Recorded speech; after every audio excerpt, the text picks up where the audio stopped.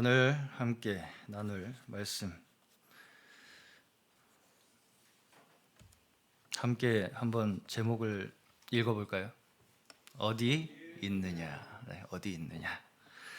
자, 성경에서는 하나님께서 계속 물어보세요. 네. 자, 저번 주에는 저희는 무슨 얘기 했는지 기억나시나요? 네. 제목이 더 나은 제사라는 제목으로 말씀을 나눴었고요.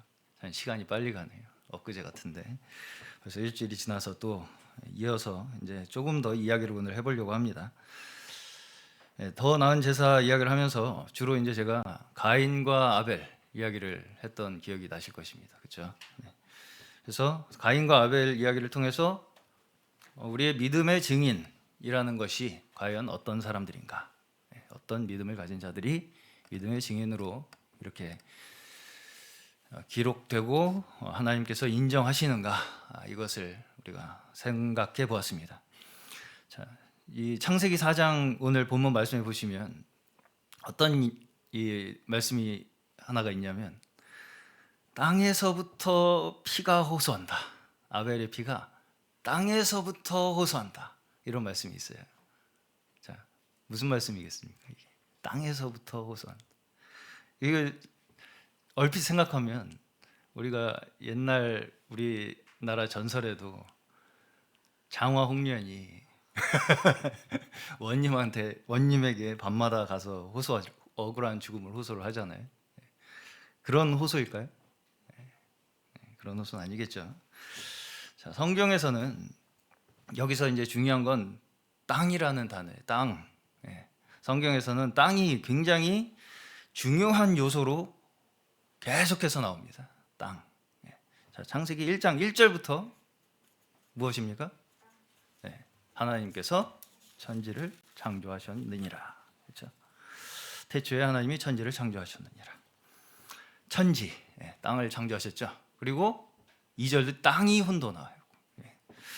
그렇게 계속해서 땅이, 그리고 이제 창조하시는 사건에서도 보시면 첫째 날 빛이 있으라 하시고 둘째 날 하늘 위의 물과 아래의 물로 나누시는 사건, 그 창조의 역사를 하시고 셋째 날 물을 한 곳으로 모으시고 묻을 드러나게 하세요. 그렇죠? 그러고선 그 묻을 뭐라고 부르신다고요? 땅이라고 부르셨다. 그렇죠? 그리고 땅에 식물과 이 씨 맺는 채소, 각기 종류대로 씨 가진 열매 맺는 나무를 내라 하셨다. 땅이 내라고 하셨어. 땅이 내라고. 그렇죠? 땅이 내라. 그래서 이제 땅이 내었어요. 땅에 풀과 씨 맺는 채소와 각기 종류대로 씨 가진 열매 맺는 나무를 내라 하시니 땅이 식물을 내었다. 땅이 냈다. 이렇게 나오죠. 그리고 계속해서 보시면 땅이 창조 사건에 있어서 계속 중심에 있어요. 넷째 날은 큰 두 빛을 만드시죠. 뭐겠어요? 해와 달. 그럼 이제 그 두 큰 빛으로 어떻게 하셨어요? 땅을 비추게 하셨어요. 땅을 환히 비추어라. 땅을 굉장히 모든 게 어떤 땅을 중심으로 창조 사건이 일어나는 것처럼 보이죠. 땅을 뭔가 이렇게 만드시기 위해서.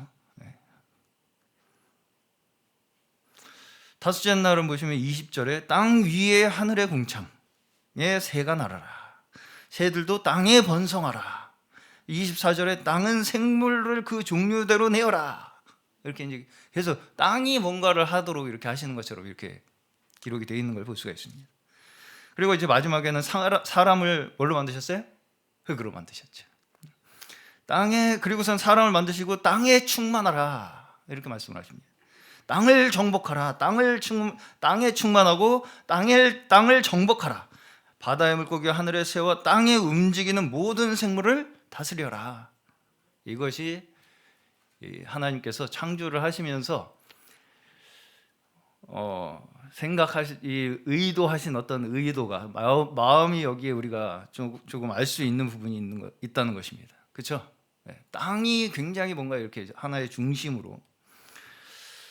근데 이제 아담이 그래서 이제 타락한 결과에서 볼 수 있는 것은 어디서 쫓겨납니까? 에덴이라는 땅에서 쫓겨나죠. 축복의 땅에서 쫓겨나는 걸 볼 수가 있어요. 그렇죠? 에덴이라는. 그리고 이제 구약에서 계속해서 이스라엘 백성들의 하나님의 약속이 뭐였어요? 그렇죠? 약속의 땅, 가나안. 하나님께서 약속하신 그 땅으로 계속 거기로 가는 게 이 구약의 역사예요. 그렇죠? 약속의 땅 가나안에 들어가서 이스라엘 백성들이 땅을 지파별로 분배를 받아요. 그렇죠? 그리고 거기서 나라를 이루고 살고 그 땅을 중심으로 일어난 일들이 구약의 거의 대부분의 내용입니다. 그 땅을 중심으로 일어난 사건들. 그렇죠?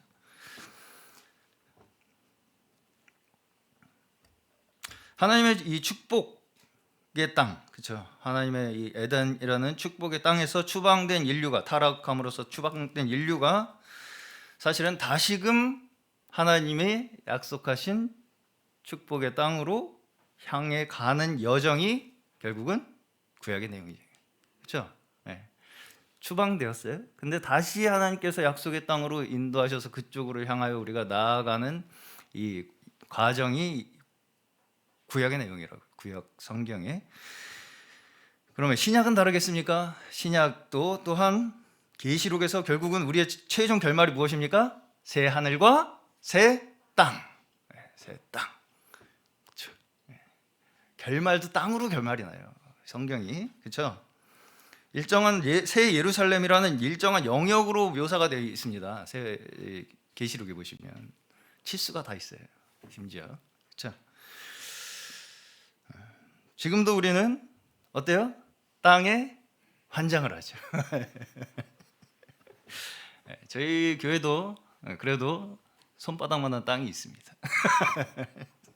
아실지 모르겠지만 매우 저희 현재 상황에 알맞도록 저희는 작은 땅 하나의 교육관을 가지고 있고 또 이제 여기에 본당을 새 얻어서 사용하고 있어요.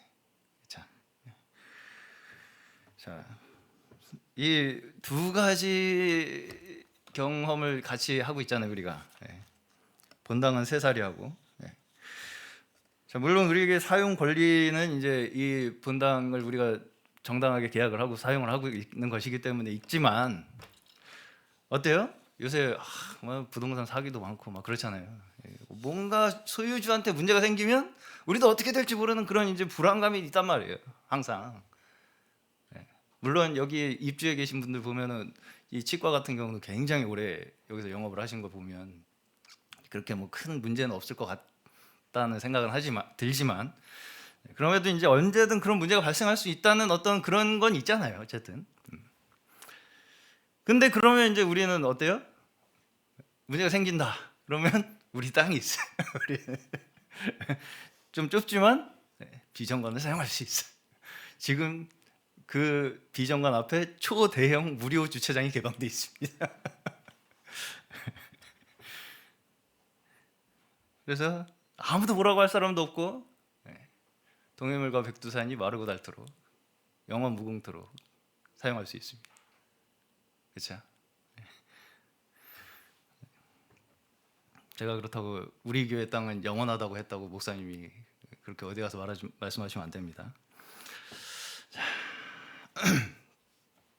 제가 비정관 건물을 찾아낸 과정이 있는데 제가 비정관 건물을 이게 이사를 해야 되는 과정에서 이제 찾았어요.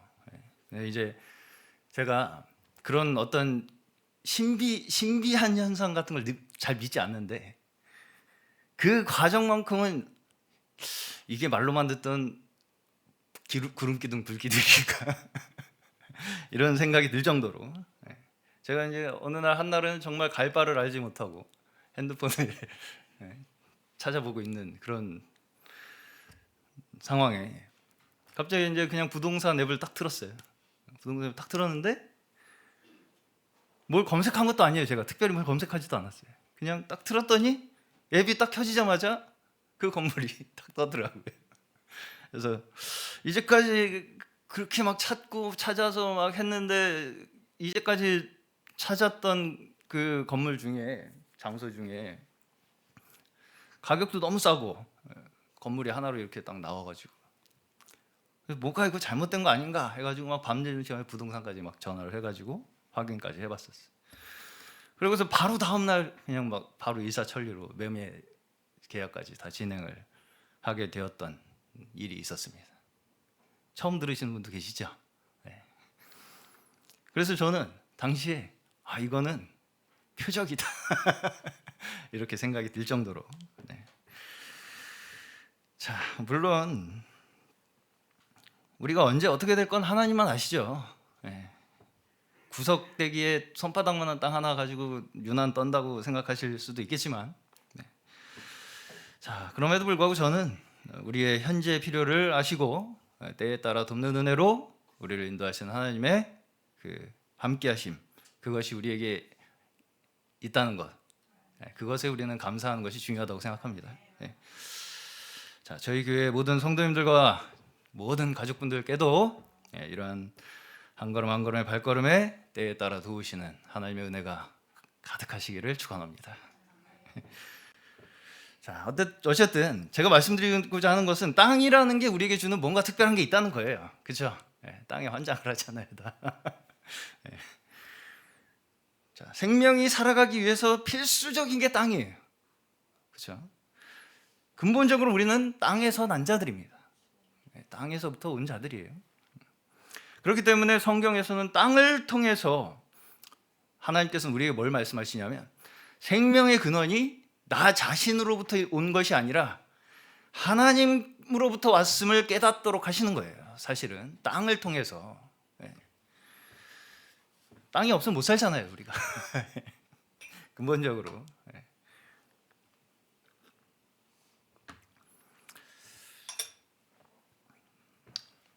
근데 이제 율법 제도에도 보면 하나 굉장히 희한한 이 제도가 하나 있는데, 희년이 되면 한 번씩 땅이 이제 재배치, 아니 원 상태, 디폴트 상태 그 자체가 우리가 생각하기에는 자본주의 관점에서는 이해가 안 가지만 그것이 사실은 이 모든 땅이 다 하나님 것이다, 이걸 말씀하시는 거예요. 자, 다시 이제 땅에서 호소하는 피 이야기로 한번 돌아와 보겠습니다. 자, 여기에 이제 문제가 하나가 생겼는데, 문제가 뭐가 생겼습니까? 땅이 우리의 죄로 말미암아서 더럽게 하셨다는 거예요. 자, 민수기 35장 33절 보시면 너희가 사는 땅을 더럽히지 말아라. 피가 땅에 떨어지면 땅이 더러워진다. 피가 땅에 떨어지면 땅이 더러워진대. 피가 떨어진 땅은 피를 흘리게 한 그 살해자의 피가 아니고서는 깨끗하게 되지 않는다. 이렇게 이제 말씀을 하시죠. 그리고 이제 특히 신명기 19장 10절을 보시면 내 하나님 여호와께서 내게 기업으로 주시는 땅에서 어떤 피를 흘리지 말라고 하십니까? 무죄한 피. 죄 없는 사람이 살인죄를 지고 죽는 일이 없도록 해야 한다. 이같이 하면 그의 피가 내게로 돌아가지 아니하리라. 자, 땅이 저주를 받았다는 의미가 뭐겠습니까? 땅이 저주를 받았다. 환경 오염을 이야기하는 것일까요? 토질이 이렇게 오염이 됐다, 이런 얘기겠습니까? 자, 우리가 사는 영역은 결국 뭐에 영향을 받습니까? 사람의 살아가는 영향권에 영향을 받게 되는 것이죠. 자, 여기서 가인과 아벨의 사건에서 보시면 가인은 몇 가지 최초로 한 것들이 있어요. 최초로 먼저 사람으로부터 출생한 사람. 그렇죠? 그런데 그 사람이 최초로 뭐가 됐어요? 살인자가 됐어요. 사람이 최초로 낳은 사람이 최초의 살인자가 됐어요. 다시 말해서 아담과 하와의 범죄함의 결과죠. 아담과 하와가 범죄함으로 말미암아 낳은 첫 번째 결과가 뭐예요? 살육이에요. 그렇죠? 살육. 여기서 인류 최초의 살인 사건이 어디에서 일어났어요? 형제간에. 그렇죠? 형제간에. 이것이 말하는 것은 결국 뭐냐면 모든 살인은 어디에서 일어난다는 것입니까? 형제간에 일어난다는 얘기예요. 다 형제라고요, 우리가. 그 누구든지. 예. 그 누구든지 우리가 누군가를 우리가 미워하고 죽이려고 하는 그 모든 행위는 형제를 향한 것이라는 거예요. 예. 그걸 말씀하시는 것입니다. 그리고 또 하나 최초의 사건이 있어요. 죽음입니다. 예. 여기서 우리가 볼 수 있는 것은 인류 최초로 경험한 이 죽음이 자연사가 아니라 타살이었어요. 그렇죠? 자연사가 아니라 타살이었다고. 이게 뭘 이야기하는 것이냐면 우리 인류가 타락한 결과 그 죄가 불러온 죽음이 누구 문제라고요? 우리의 죄의 문제라고. 그렇죠? 우리의 죄가 불러온 죽음이라는 것을 명확하게 말씀하시기 위한 거예요. 이게 타살에 의해 죽임 당한 것이 인류 최초의 죽음이라고요. 자, 다시 말해서 타락과 동시에 아담과 하와에게서부터 시작된 뭐예요? 분열. 제가 그랬어요. 이게 이제 타락하자마자 아담과 하와가 보인 모습이었잖아요. 그 분리잖아요. 서로 네가 난지 내가 넌지 모르던 상태에서 갑자기 부끄러워지고 얘가 그랬어요, 제가 그랬어요, 책임 전가하고 이 분열의 마음이 뭐가 됐어요? 미움이 되고 시기가 되고 다툼이 되고 살인이 됐어요. 그렇죠? 이것을 여실히 보여주는 것이 가인과 아벨의 이야기입니다. 그렇죠? 근본적으로 인류가 타락함으로 말미암아서 하나님을 떠나게 된 것이 뭘 이야기하는 것이냐면 우리가 원래 있어야 할 생명의 근원에서 떨어져 나옴으로써 서로의 연결도 다 끊어져 버리게 됐다. 그렇죠? 네. 서로의 연결점도 다 끊어진 거예요. 하나님과의 원래 생명의 그 근원에서 우리가 분리됨으로 말미암아서 우리도 서로 다 끊어지게 됐다. 이것이 인류가 처하게 된 근본적인 저주, 우리의 죄로 말미암아 받게 된 저주를 대표적으로 보여주는 사건이 가인과 아벨의 사건이에요. 그렇죠? 그리고 이제 모든 인류가 이 저주 가운데 처해 있다는 것을 땅이 저주받았다라는 것으로 말씀하시는 것입니다. 우리가 근본적으로 처해 있는 이 저주가 땅의 저주로 말씀을 하시는 거라고요. 자, 다시 말해서 인류는 타락과 동시에 어떻게 됐어요? 유리하고 방황하는 처지가 됐어요. 안전지대가 없어요. 안식할 수 있는 곳이 없어졌다고요. 타락함으로 말미암아서. 자, 그나마 우리나라는 치안이 좋은 편이라고 말하지만 이제 점점 어때요? 뉴스에서도 심심치 않게 길거리에서 안심하고 돌아다닐 수 없는 것 같이 느껴지는 그런 사건들이 발생을 합니다. 지금 특히 미국 같은 경우는 어느 동네는 절대 돌아다니면 안 되는 곳이 있어요.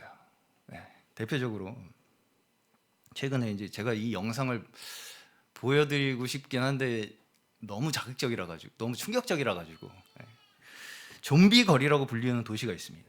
왜 좀비 거리라고 불리느냐면 마약에 취한 중독자들이 길거리에 그냥 누워 있다는 거예요. 그게 이제 어디냐면 필라델피아의 미국의 켄싱턴이라는 도시래요. 그래서 이제 그 지역은 더 이상 경찰도 손을 대지 못해요. 단속이 안 된대요. 너무 많으니까 사람들이. 그래서 이제 오히려 막 시에서 이제 해독제를 나눠준대요. 사람들한테. 그래서 이제 지금 그러다 보니까 이제 어떻게 했어요? 점점 거기로 모여드는 거예요. 마약 중독자들이. 그래가지고 이제 1만 명에 이른다고 합니다. 거기에 모인 마약 중독자들이. 자, 좋은 동네 살면 좀 그럼 낫겠습니까? 좀 좋은 동네 살면. 물론 우리가 사는 이 지경을 잘 가꾸고 또 경작하고 다스리는 것은 필요할 것입니다. 그럼에도 불구하고 이렇게 마약 청정국, 우리나라 마약 청정국이었어요 원래. 그렇게 불렸던 우리나라도 이제 뉴스에서 그냥 막 갑자기 마약에 취해서 돌아다니는 사람들 나오는 거 보셨죠? 뭐 운전하다가 사고 내고서 나왔더니 막 비틀비틀. 그게 이제 마약에 취해가지고 그런 사람들이 이제 막 길거리에 돌아다니기 시작했다는 거예요. 우리나라도. 근본적으로 이 땅에 소망이 있습니까, 우리가? 예. 자, 물론 우리가 최선을 다해서 하나님이 주신 이 땅을 잘 경작하고 다스려야 하겠지만, 그럼에도 근본적으로는 한계가 있습니다. 그렇죠? 그렇지 않습니까? 이 세상은 유한하잖아요.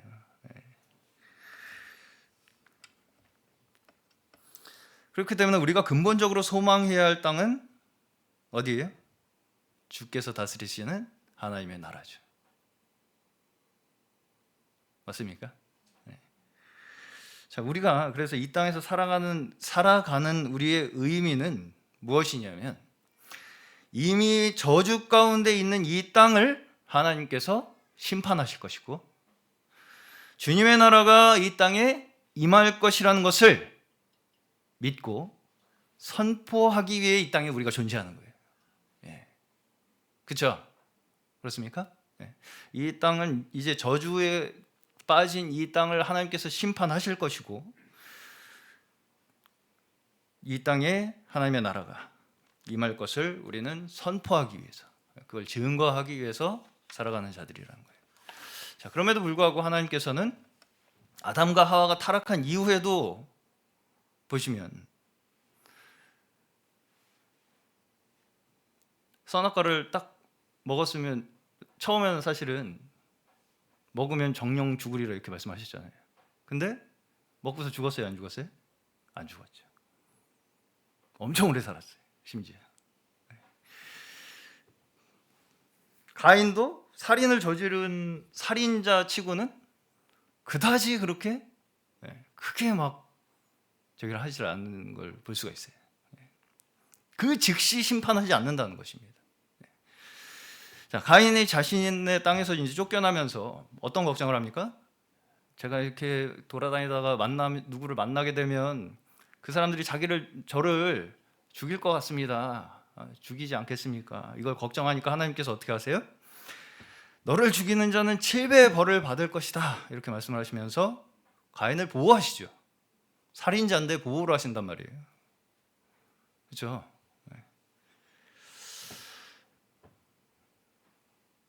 맞는 겁니까 이게? 안 맞아요? 왜 보호하시죠, 하나님? 살인을 저지르는 가인을, 살인자를 그냥 나가서 네 죄값을 받아라. 맞아 죽던 말던 그건 네가 한 짓에 대한 결과다, 이렇게 하실 수가 있을 텐데, 표를 주셔가지고 보호를 하신단 말이에요. 자, 여기서 우리가 땅의 저주에 대한 의미를 다른 면에서 또 우리가 한번 생각을 해본다면, 우리가 사실은 멸망에 처할 운명은 누가 받은 거예요? 저주는 우리가 받은 거잖아요. 그렇죠? 근데 이것을 하나님께서 어떻게 알고 계신 거예요, 지금? 땅의 저주를 통해서 그 저주가 무엇인지를 우리에게 알게 하셔서 그 저주를 피하게 하고 싶으신 거예요. 땅은 사랑입니다. 맞습니까? 그것을 통해서 우리가 볼 수 있는 하나님의 은혜를 우리가 느낄 수 있다는 거예요. 땅을 저주하심으로써 그 땅에서 너희들이 깨달아라, 너희가 한 행동의 결과를. 그래서 어떻게? 하나님 앞에 돌아와라. 맞죠? 그렇죠? 네. 죽음의 저주가 타락한 인류에게 그 즉시로 심판과 징계를 내리시는 것이 아니라 땅을 저주하심으로써 우리에게 그 심판을 피하게 하시려는 하나님의 사랑을 여기서 우리가 느낄 수 있다고요. 그렇죠? 네. 그리고 그 피로 얼룩진 이 땅의 저주를 끊기 위해 예수께서 인류의 죄를 대신하여 피를 흘리셔서 이 땅에 얼룩진 우리의 피의 얼룩을 다 덮으신 것입니다. 피의 역사죠. 저주의 역사고요. 결국 죽음으로 멸망으로 결론 지어질 수밖에 없는 우리 인류의 운명에 생명의 길을 여시기 위해서 예수 그리스도께서 자신의 피를 흘리심으로써 이 모든 저주의 사슬을 끊으셨다고요. 믿으십니까?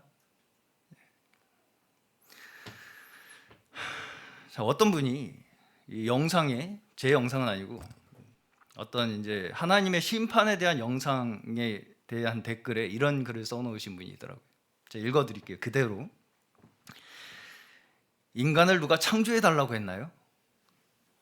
신 마음대로 창조해 놓고 고통스러운 세상에 사는 것 자체도 이해 못할 일인데 자유의지를 줬음에도 정죄하는 것은 잘못입니다. 네, 이렇게 그래서 제가 이런 분들에게 제가 하는 말이 있습니다. 입을 뚫어 놓으니까 비싼 밥 먹고 싼 소리를 하네. 네. 그렇죠? 입을 뚫어 놓으니까 아주 그냥 비싼 밥 먹고 소리는 헛소리를 하죠. 자, 가인을 조금 더 보겠습니다. 가인이 아벨을 죽이는 과정을 크게 세 가지로 분류할 수 있어요. 가인이 아벨을 죽이는 과정을 크게 세 가지로 분류할 수가 있는데 그 첫 번째는 무엇이냐면 보상심리예요. 보상심리. 저번 주에도 제가 이제 이 부분에 대해서 간단하게 나누었지만 여기서 우리는 대체적으로 어떤 이 아벨과 가인의 문제를 방법적으로 자꾸 접근하려고 하는 경향이 있다는 거예요. 근데 정작 성경에서는 이 둘의 차이를 믿음이라는 단서 외에 어떤 다른 별다른 구체적인 조건을 설명하지 않고 있어요. 우리에게. 자, 여기서 하나님께서는 가인에게 왜 안색이 변하였느냐? 선을 네가 행하였으면 어찌 너의 낯을 들지 못하겠느냐? 이렇게 이제 말씀하시잖아요. 자, 지금 그가 보이는 행동의 결과, 그 결과가 뭐예요, 지금? 분이 나고 안색이 변한 거죠. 근데 이제 우리는 어떻게 생각을 하냐면 내가 이렇게 될 수밖에 없는 이유가 있다고 생각을 하죠. 그렇죠? 안색이 변하고 내가 정당한 결과가 그 원인이 있다고 생각한다고요. 그렇기 때문에 자꾸 그런 방면으로 접근을 하려고 한다는 것입니다. 근데 여기서 하나님께서 이 문제의 원인을 어떻게 이 가인에게 설명을 하고 계시냐면 너가 지금 보이는 그 행동의 결과가 문제의 원인이라고 말씀하시는 거예요. 그 안색이 변한 그걸 보니까 너 마음이 잘못된 거라는 거예요. 그렇죠? 안색이 변하는 거 조심하셔야 됩니다. 안색이 변하는 게 아주 정당해 항상. 그렇죠? 우리는 내가 이럴 수밖에 없는 거예요, 그거는. 그냥 아주. 여기 가인도 마찬가지입니다. 내가 아벨을 지키는 사람입니까? 그렇죠? 정당한 거예요, 그게. 내가 아벨을 지키는 사람이 누구예요? 하나님이라고 생각하는 거예요. 당신이 그렇게 아벨 좋아하시면 당신이 지키지 왜 나한테 찾으십니까? 이거잖아요. 당신이 나한테 그렇게 대하니까 내가 그렇게 할 수밖에 없었다는 거예요. 그 정당한 자신의 이유를 그렇게 이야기를 항변을 하는 거죠. 내가 아벨을 지키는 사람입니까? 모르겠습니다. 찾아보십시오. 그렇게 잘 아시면. 라는 얘기입니다. 안색 변하는 거 조심해야겠죠.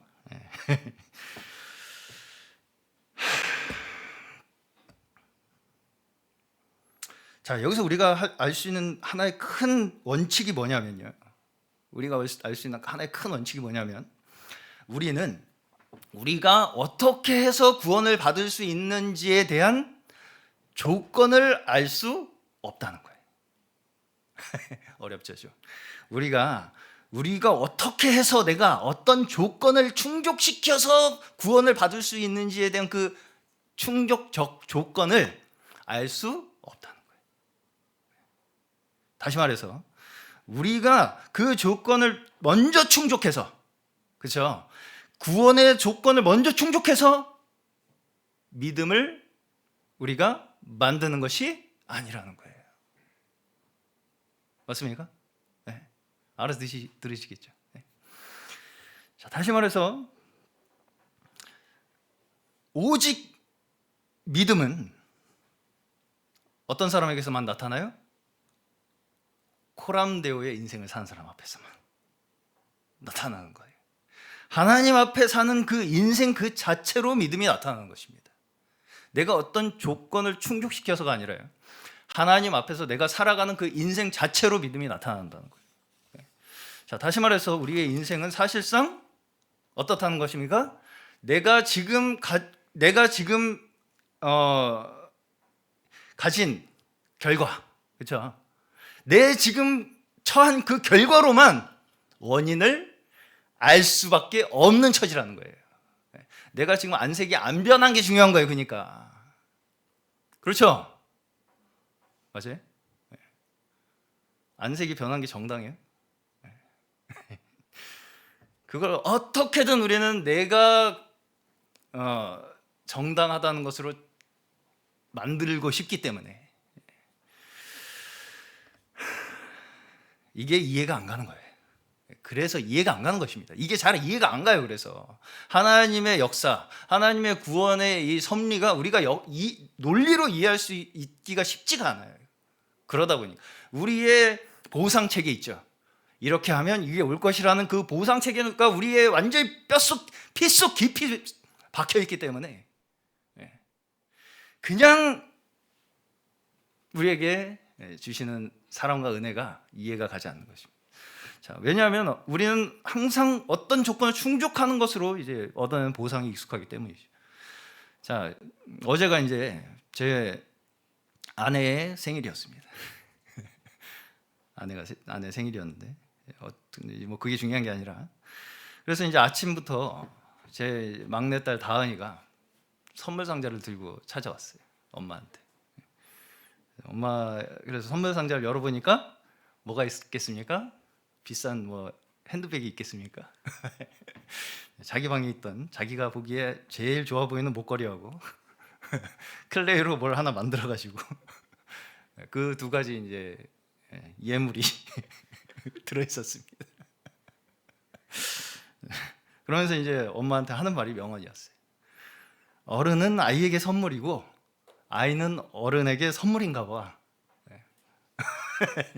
네, 그런 명언을 또 남기더라고요. 자, 저는 하나님께서 원하시는 우리의 모습이 이런 것이 아닐까 그렇게 생각이 들었습니다. 사실 우리는 뭘 새로 만들어 드릴 수 있는 존재가 아니에요. 그렇죠? 맞습니까? 우리도 땅에서 났잖아요. 우리가 뭘 새로 만들어 드릴 수 우리 다 원래 그냥 하나님의 집에 있는 걸 가지고 그냥 다시 드리는 수준입니다. 우리는 다 우리가 하는 것은 인정되십니까? 그럼 부모는 왜 그걸 받으면서 기뻐합니까? 왜 부모는 그걸 받으면서 기뻐해? 자, 물론 이제 좀 더 나이가 들면 그렇게 자꾸 그렇게 하면 이제 이게 나를 무시하나 이렇게 생각이 들겠지만 그럼에도 불구하고 거기에서 우리가 이제 생각하는 것이 어떤 물건의 값어치나 가치보다는 나를 얼마나 부모를 얼마나 자녀가 생각하는가에 대한 그 감각이 섬세하게 느껴지기 때문인 것이지, 그렇죠? 그 선물이 얼마인지만 신경 쓰는 건 좀 그렇겠죠. 네. 그런 분은 없겠죠? 네. 그렇죠. 그렇지 않습니까? 안 그런가요? 저만 그런가요?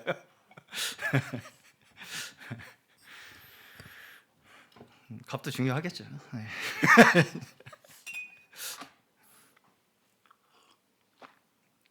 자, 어쨌든 모든 것이 하나님 아버지의 소유이며 거기에서 우리는 단지 우리에게 주신 것에 대한 감사를 표현하는 것밖에는 사실은 할 것이 없다는 것입니다. 그렇죠? 네. 내가 얻은 것에 대한 받은 것에 대한 감사밖에 우리는 할 것이 없다고요. 그렇기 때문에 근본적으로 믿음은 감사와 매우 밀접하게 관련되어 있습니다. 믿음은 감사와 매우 밀접하게 관련됐다. 믿는 자는 항상 감사하는 자예요, 사실. 자, 누가복음 17장을 보시면 문둥병자 10사람을 고쳐주시는 예수님께서 고쳐주시는 장면이 나와요. 본문은 보지 않겠습니다. 근데 이제 거기에 한 사람만이 예수께 나와 감사를 해요. 10사람을 고쳐주셨는데 한 사람만 예수님께 나와서 감사를 해요. 그러니까 예수님께서 이제 뭐라고 말씀하시냐면 그의 감사함을 보시고 그것을 보고 하나님께 예수님께서 네가 하나님께 영광을 돌리러 돌아왔다 이렇게 말씀을 하시죠. 감사를 하는 것을 보고 너만 하나님께 영광을 돌리러 돌아왔구나 라고 말씀을 하시면서 그의 행동이, 그 감사하는 행동이 믿음이고 그 믿음이 너를 구원하였다 이렇게 말씀합니다. 그렇죠? 그래서 우리가 하나님께서 우리에게 베푸신 그 은혜에 감사하는 그 우리의 행동, 그 마음이 우리의 믿음이고 그것이 우리를 구원하게 한다고요. 자, 내가 지금 이렇게 열심히 하나님을 위해서 드리고 있습니다. 지금 보십시오, 하나님. 내가 얼마나 열심히 하고 있는지 지금 한번 보세요. 좀. 라고 하는 그 태도는 감사입니까? 아닙니까? 아니죠. 그러한 행동의 결과는 결국 어떻게 나온다고요? 안색이 변하고 분이 나고 결과적으로 형제를 죽입니다. 심각하죠. 꽤 심각한 문제입니다. 우리가 뭔가를 만들어드림으로써 보상으로 구원을 얻어내는 자들이 아니에요. 이 자체가 인간의 타락한 본성과 너무 다르다 보니까 이것이 내가 납득이 되지 않으면 그 즉시 어떻게 돼요? 안색이 변하는 거예요. 내가 이렇게까지 했는데 라는 게 자꾸 나오는 것입니다. 우리 마음속에 그 분노가 치밀어요. 자꾸 분노가 치밀어 속에서 막. 자, 우리가 신실하게 하나님을 섬기는 것은 물론 좋은 일입니다. 그럼에도 불구하고 우리가 그 섬긴 그 결과가 나한테 반드시 보상으로 돌아와야 한다고 하는 그 어떤 이 보상이 마치 당연하게 내가 받아야 할 권리인 것처럼 생각하기 시작하잖아요, 우리가. 그러면 그것은 결국 필시 죄로 이어진다는 거예요.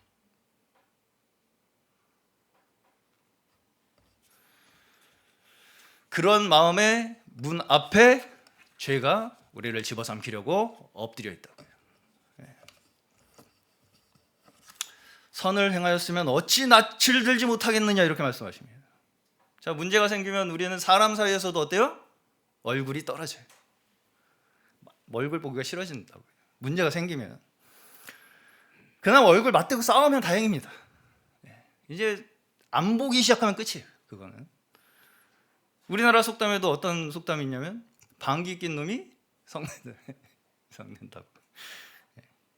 자기에게 문제가 있는 것이 명백하면 명백할수록 사람은 자기를 보호하려고 해요. 사실은. 나한테 문제가 있다는 것이 너무 명백하면 명백할수록 자기를 보호하려고 한다. 그렇게 쓰레기는 되고 싶지 않아서.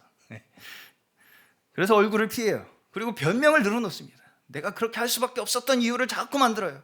내가 내 아우를 지키는 자입니까?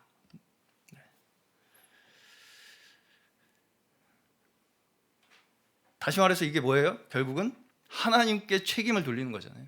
당신이 나한테 그렇게 대했기 때문에 이 일이 일어난 거라는 거예요, 지금. 그렇기 때문에 사실은 모든 죄가 하나님 앞에 짓는 것이라고 말씀하는 것입니다.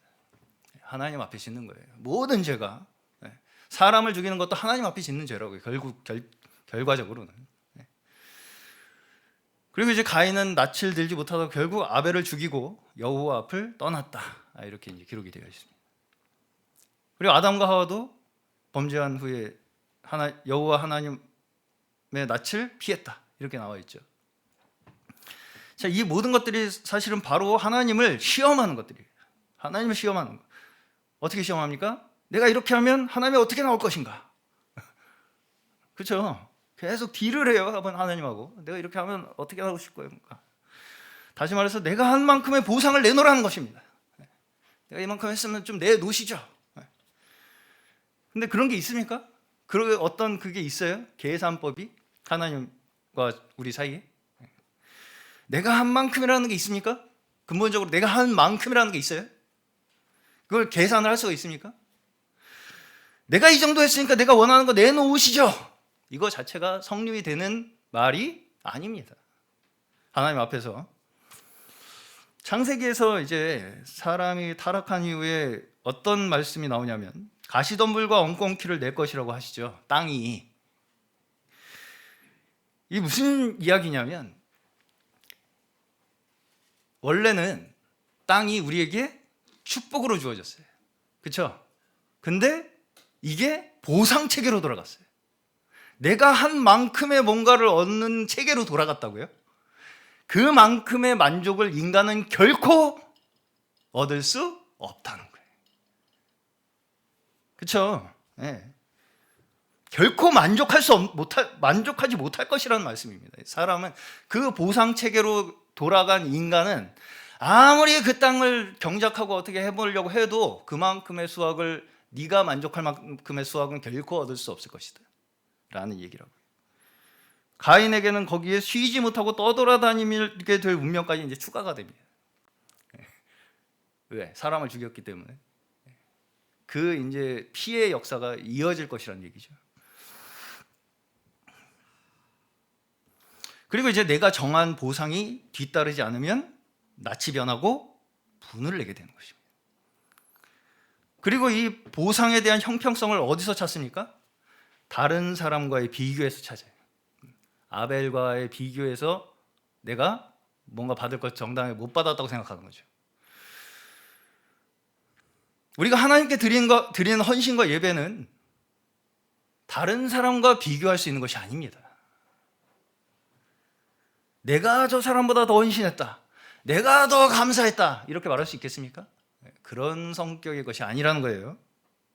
그런데 사람은 자꾸 다른 사람과의 비교를 통해서 내가 얼마나 헌신했고 내가 얼마나 드렸는가를 자꾸 증명하고 싶어 한다는 거예요. 그래서 다른 사람과의 비교로 자꾸 자신이 보상받을 자격이 있다는 것을 증명하고 싶어 한다는 거예요. 다른 사람이 한마디로 이 사람이 이렇게까지 받을 사람이 아닌데, 부족한 사람인데 이거를 자꾸 확인해. 이 사람의 부족함을 자꾸 증명하고 확인하고 드러내고 함으로써 뭘 확인하고 싶어요? 내가 보상받을 자격이 있다는 걸 증명하고 싶어 한다고요.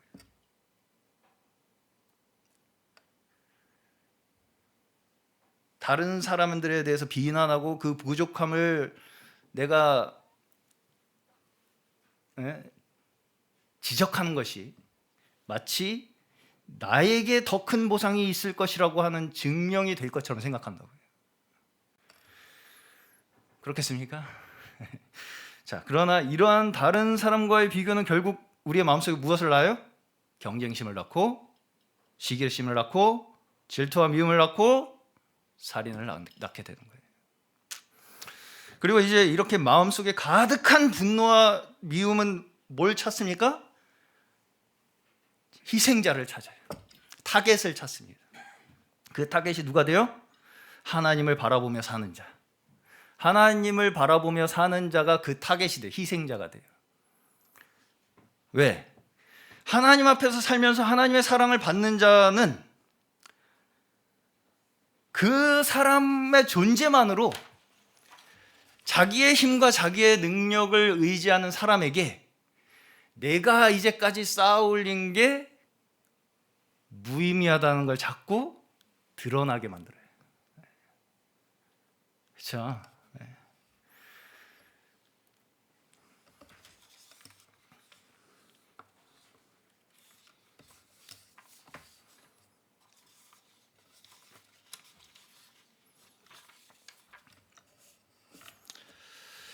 자, 이게 이제 결국은 우리 타락한 인간이 가지게 된 죄의 원인, 과정, 결과입니다. 죄의 원인, 과정, 결과. 결국 우리는 우리의 죄로 말미암아서 스스로 파멸의 길을 선택하고 걷게 될 운명에 처해 있다는 것이 여기서 말씀하는 바예요. 그래서 가인의 운명, 이것이 사실은 누구의 운명이었습니까? 다 우리의 운명이었죠. 가인은 사람이 좀 많이 잘못했네. 우리는 안 그런데. 그렇게 말할 수 있는 게 아니라고요. 그럼에도 불구하고 어떻습니까?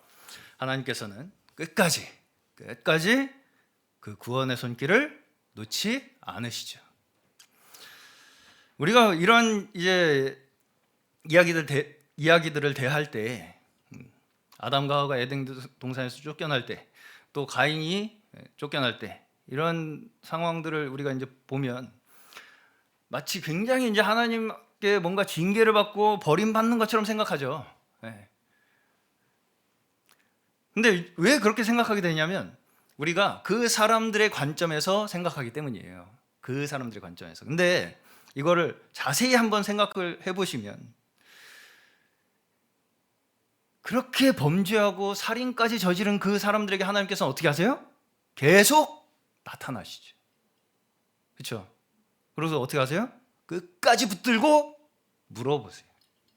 물어보신다고요. 너 죽어 그냥. 그렇게 하지 않으신다고요. 어디 있느냐? 그렇죠? 우리 인류에게 대한 하나님의 마음이라고요. 이게. 그 범죄하고 하나님을 떠난 우리 인류에 대한 하나님의 마음은 어디 있느냐라는 거예요. 네가 지금 무엇을 하고 있느냐? 아담이 타락하고 나서 첫 대화가 무엇이었습니까? 아담아 어디 있느냐? 아담이 어디 있는지 몰라서 물어보시는 거겠습니까? 너 어디 있냐 지금 진짜? 이게 아니죠. 아니겠죠. 너 계속 그러고 있을 거냐? 너 거기에 그냥 계속 그러고 있을 거냐? 라고 물어보시는 거예요. 다시 말해서 스스로 자신의 죄악된 그 현실을 깨닫고 어떻게 하길 바라시는 거예요? 하나님 앞에 돌아오길 바라는 거죠. 그것이 하나님 아버지의 마음입니다. 아버지의 마음. 저는 이런 이 하나님의 이 마음을 볼 때에 얼마나 하나님께서는 우리를 존귀하게 여기시고, 그렇죠? 끝까지 참고 기다리고 계시는 그 하나님의 아버지의 마음이라는 것을 깊이 느낄 수 있다고 생각합니다. 우리처럼 그렇게 끝! 너 여기 이거 잘못했으니까 너 이제 그냥 지옥 가 그냥 이렇게 하지 않으신다고요. 하나님께서는 우리의 생각보다 끝까지 참으세요. 끝까지 그 구원의 손길을 놓지 않으신다고요. 우리 생각보다. 그 아버지의 마음을 우리 오늘 함께 마음에 깊이 간직하는 귀한 시간 되었으면 좋겠습니다. 창세기에서부터 사람은 실패의 역사로 점철됩니다. 말씀을 정리하겠습니다. 구약에서 반복되는 이스라엘 백성들은 계속 부침을 반복해요. 부침. 가라앉았다 떴다, 가라앉았다 떴다. 반복하다가 결국 마지막에 성공적인 역사를 기록하지 못합니다. 이스라엘 백성들은. 그렇죠? 자, 그럼에도 불구하고 여기에서 우리에게 말씀하시고자 하는 것이 무엇이겠어요?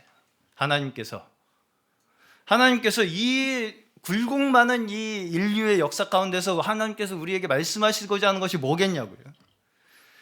그 역사 가운데서 계속해서 하나님께서는 우리를 놓지 않으시고 우리의 역사 속에 직접 참여하시고 들어오셔서 항상 함께하고 계셨다는 걸 우리에게 말씀하고 계시는 거예요.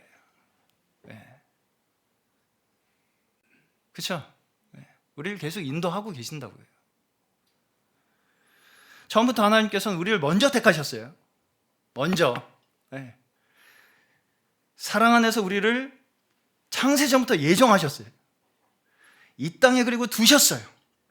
우리가 하나님을 먼저 사랑한 것이 아니라 하나님께서 우리를 먼저 사랑하셨기 때문에 우리가 그분을 사랑할 수 있게 된 것입니다. 그리고 이제 급기야는 어떻게 하셨습니까?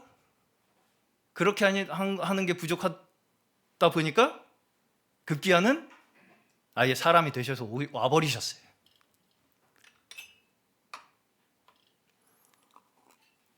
우리의 인생 가운데 뛰어들어 버리셨다고요. 직접 그리고 우리의 죄를 뒤집어 쓰시고 십자가에서 순종하심으로 흘리신 피로 의를 우리에게 보이셨다는 것입니다.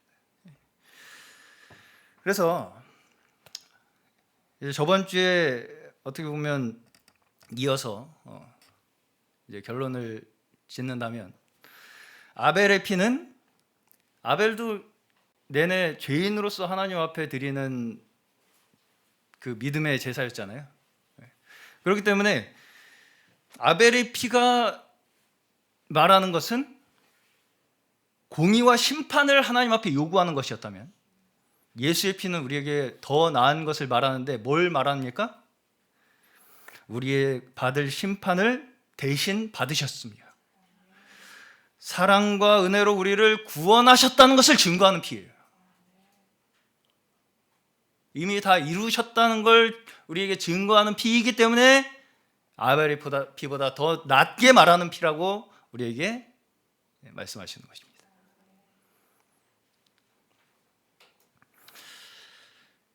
진정 우리가 하나님의 그 마음을 깨닫고 그 앞에 돌아오는 자, 그러한 자는 포기하지 않으시고 끝까지 하나님께서는 모두 한 사람 한 사람 쓸어서까지 쓸며 찾으셔서 구원하시는 분이심을 믿으시기 바랍니다.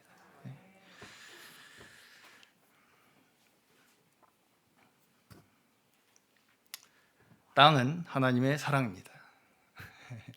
그래서 우리가 모두 이 시간에 진정한 하나님의 처소로, 안식의 땅으로 인도하시는 아버지께 돌아오시는 귀한 저희 모두 주님의 백성들, 자녀들 되시기를 주의 이름으로 축원합니다. 찬송가